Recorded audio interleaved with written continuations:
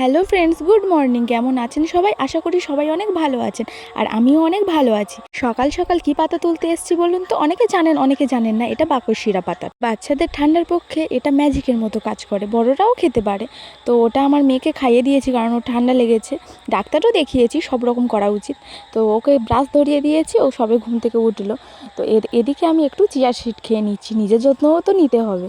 তো এখানে আমি খাচ্ছি আর ভাবছিলাম, তো বেলা হয়ে গেল কিন্তু আমার এখনও কোনো কাজ হয়নি। কিভাবে কি করব সেটাই ভাবছিলাম বসে বসে। তো চলো, এবার হচ্ছে কি, আমার কিছু জামা আছে সেগুলো গুছিয়ে নেবো তাড়াতাড়ি করে। তারপরে এদিকে রান্নাও বসাবো। আজ রান্না করে স্নান করব। তো এদিকে একটু মাছের ঝাল আর একটা চচ্চড়ি করব বলে সব করে নিয়েছি।